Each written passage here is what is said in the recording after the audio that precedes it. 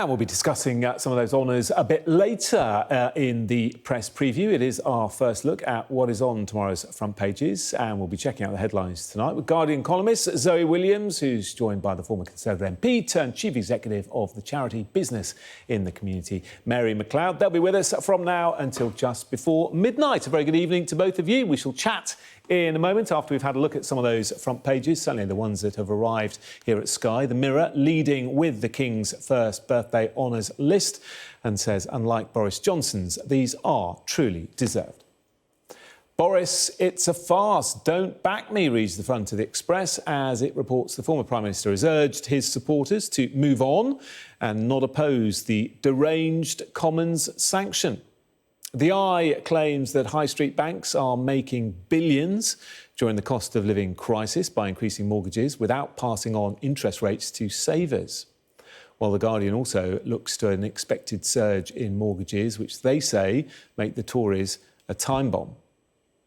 And the Daily Mail reports that the first hosepipe ban of the year has been slapped on those living in Kent and Sussex. And don't forget, scan that QR code that you see on screen during the programme and you'll be able to have a look at the front pages of the papers while you're watching us discussing them. And to do that, Guardian columnist Zoe Williams and former Conservative MP turned Chief Executive of the charity Business in the Community, Mary Macleod. A very good evening to both of you. A humid, warm evening, but good of you to go inside and speak to us tonight.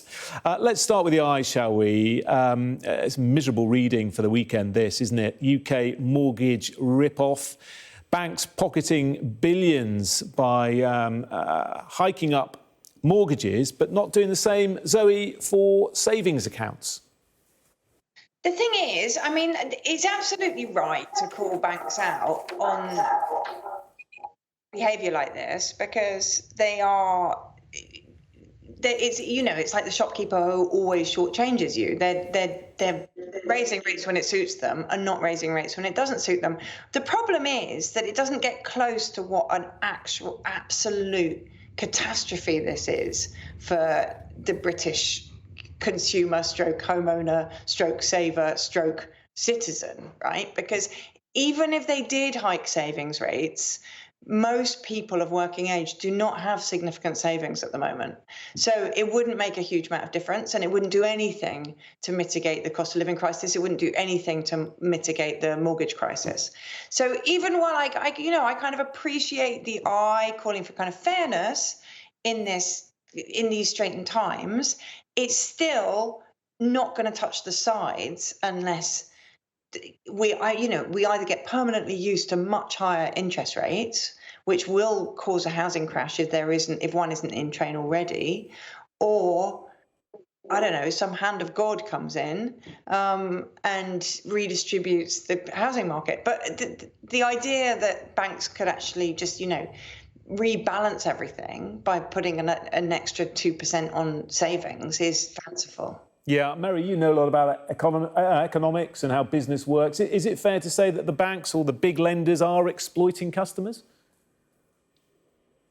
Well, I mean, certainly on this, I mean, when people come out of fixed mortgage rates, which I think this is what this is looking at, and lots of people will be hugely worried about this as they finish their fixed rate mortgage term and they go on to a more variable rate. And therefore, they will be aligned to what the base rate is, set, of course, by the Bank of England. So banks need to respond to this. They don't have any control over what the base rate that the Bank of England sets, but they do have some ability to adapt how they set their interest rates beyond that on mortgage and what they offer for mortgages. So, at a time of cost of living, and there's many businesses, including banks, who've been trying to help people during cost of living crisis. But this is one where when they see this headline, I think hopefully it will give them time to reflect and try and do something different, because it really is important for people who will just end up defaulting on their mortgages, and then it just becomes an even worse crisis. So the thinking has to be done now before that happens. Yeah. So do you think there needs to be some sort of competition inquiry into all of this? Some MPs are asking for it. Well, look, I mean, I'm really happy happy whenever there's kind of profiteering going on. I'm really happy to see it investigated. But the truth is, if you look at something like energy prices, for instance, and the unbelievable, astronomical profits that energy companies are making, which even against the backdrop of the war in Ukraine, the sanctions on Russian gas, even against that backdrop, their profits are unreasonable. And you can bet that when wholesale prices come down, your actual bills won't come down for some time after it.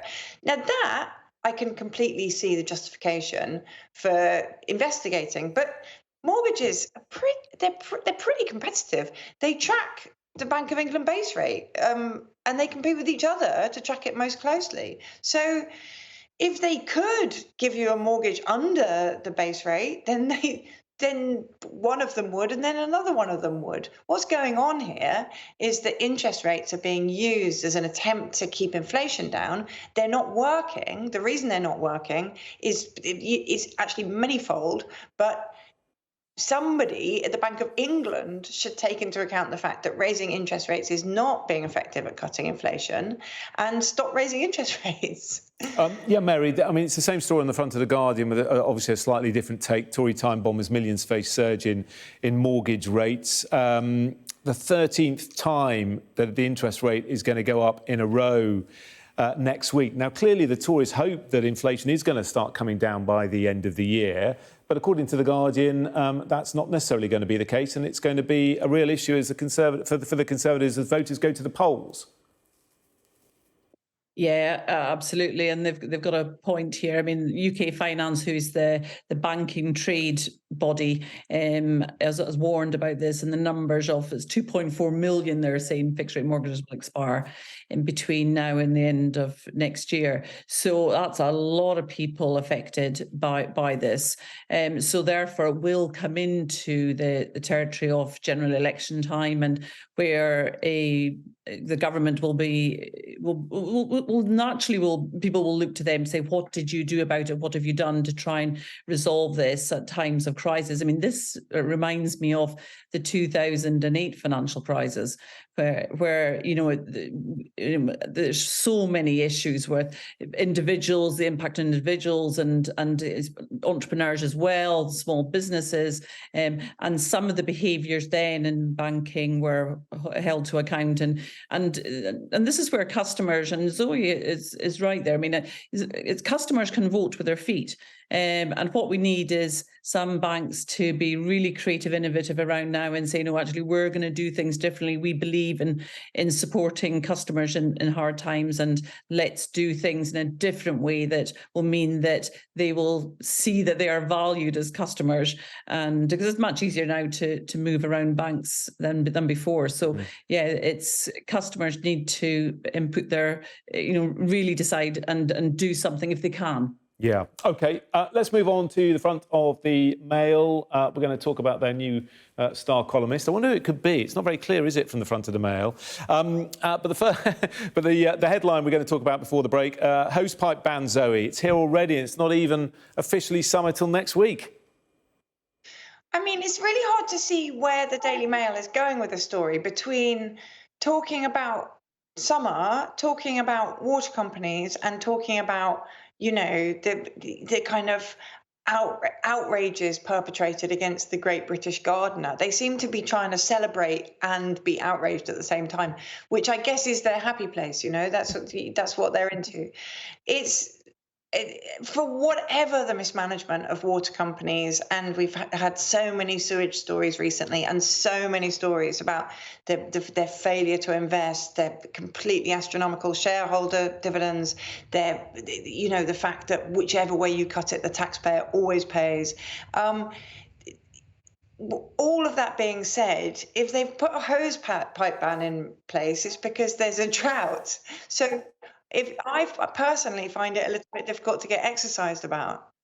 OK, let's see if Mary is exercised about the front of the Daily Express. The headline, Boris, it's a farce, don't back me. This is the announcement that Boris Johnson has told his supporters not to oppose the vote on Monday. He says it's time to turn the temperature down. What's his thinking here, Mary? Well, I mean, I think the Privileges Committee in the House of Commons, the vote will be on Monday in the Commons on the report that they did. And the recent few days, there was lots of words going around about what would happen, and I think so. I think hopefully this might try and calm things down. I mean, at the end of the day, it is a committee that's set up, and if they didn't like the approach of the committee, then probably that should be done right at the start of it. But the former Prime Minister is now just trying to distance himself from this, I think, by also announcing the new job, which gives people something else to think about. But yes, the vote will go ahead on Monday. I think it's potentially a one-line whip, so I'm not sure how many will actually be there to vote, but I would imagine that the vote will probably go through to support the Privileges Committee, which has been set up for the reason of the scrutiny that they've done. So calling for his supporters to back down, I mean, he's not doing that as a kind gesture to Rishi Sunak, is he? I mean, I think that the entire idea was silly, right? So when the Privileges Committee dropped their report on Thursday morning, there was that weird surge. Boris Johnson wrote 1,700 words in, frankly, columnist ease. It wasn't at all ex-prime ministerial. It didn't even really sound like a politician. He sounded like a columnist. And, he made all kinds of weird slurs against members of the committee. He referred to the fact that Bernard Jenkins used to be a naturist. He called Harriet Harman rude names. I mean, he didn't even actually, now I think about it, write like a Telegraph columnist. He wrote more like a kind of, an Express columnist. It was very intemperate, his language. I don't know whether he then asked his supporters to come out fighting on social media, telling other Tory MPs that if they didn't vote down the committee's report, that they could be deselected by their local constituency parties, or whether his hardcore of supporters are now so extreme and sort of cracked themselves that they just were doing that as on a kind of freelance basis. And there were, if you remember, only a handful of them. It was Jacob Rees-Mogg, it was Nadine Dorries, and it was like 3 other people. Even if there had been 50 Tory MPs saying we're backing Boris, we're going to vote against this report, they still wouldn't have had a hope of voting it down. They still wouldn't really have had a hope of forcing Rishi Sunak to call a general election. And they definitely wouldn't have had a hope of getting Boris into pole position in some other kind of guise so that he would be a realistic election prospect. So I think probably he's called the dogs off, but I'm not sure who called the dogs on. Yeah, OK, that's a very interesting take on it. You've mentioned the column, so go on, let's talk about it very quickly before the break. Mary, it's not about Partygate or honours or quitting as an MP. It's about losing weight. Yes, and a very important thing, I must say too. I've spent my whole life on a diet. But yes, it's all about the 11:30 p.m. raiding the fridge, which I must admit I do know something about. But yeah, he's probably trying to stay away from politics for at least this column, and focus on something that actually a lot of people will sort of sympathise on, which is about weight. Except what they've done here is talk about the drug, the semaglutide drug, whether it's Saxenda, Wegovy, Ozempic, there's a range of them. He'd obviously seen 2 of his colleagues shed lots of pounds and wondered how they'd done it. But some GPs are giving prescriptions, but some aren't. So obviously Boris has someone that does, but it has been approved to be used. That's supposed to reduce your appetite. But I think Boris has gone back to exercise and willpower. So whether people are trying intermittent fasting, the 5-2 protein only, there's a whole range of things out there. At the end of the day, it's probably simple maths of reducing the bad stuff you put in and then getting as much exercise as possible. But yeah, these weight loss drugs, appetite suppressants, are available, but they're expensive behind the chemist counter. Yeah, Zoe, I'm sure you've got lots to say about the column. I'm going to save it it till, look at you nodding, I'm going to save it till the next hour if you don't mind. But thank you both for the moment. Coming up after the break, more of our press preview, including who has made it onto the King's first birthday honours list. Do stay with us.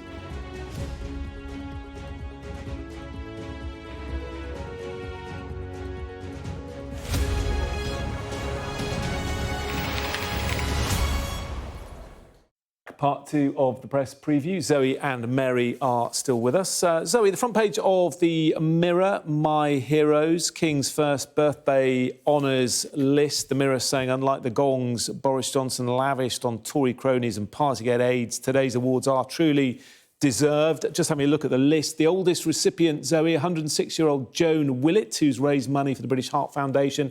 The youngest, 18-year-old Junior J. Frood, getting the same honour for services to vulnerable children.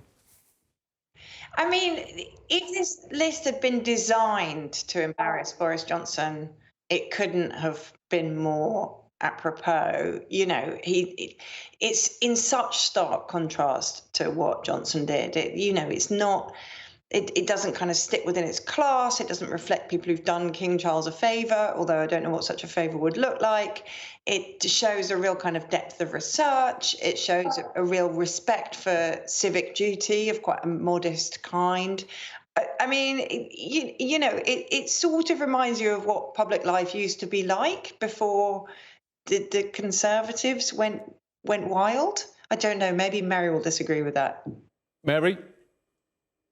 Well, I just think it's the unsung heroes, the community champions, the charities that have benefited from so many of volunteers who've done incredible things. And it is inspiring, the story is really inspiring. And what is lovely is that you have the 18-year-old and you've got the 106-year-old, which just shows that, anybody can change the country and change their community at any age, and they can absolutely make a difference to lives and transform what's going on in society around them. So we need to talk more about these stories, frankly, than the political honours, because these are so important to creating strong communities and a strong society. And I've seen so many of them in the work with business in the community.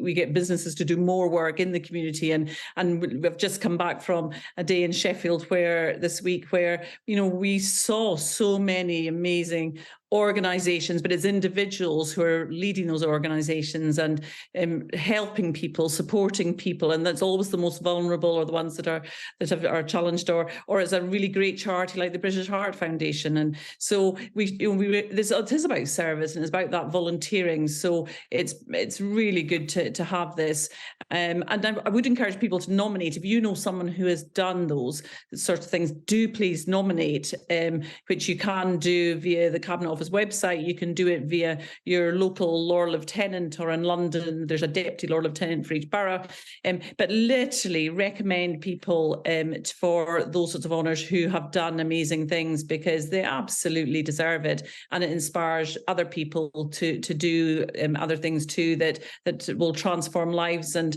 really help communities thrive. Yeah, we should also say, of course, that some MPs have been honoured in the King's list. Long-serving Tory MPs, John Barron, Bob Blackman, both CBEs, Sir Ben Bradshaw, the Labour MP as well, who's served in Exeter for many years. OK, we've got lots more to discuss after the top of the hour, but for now, Mary and Zoe, thank you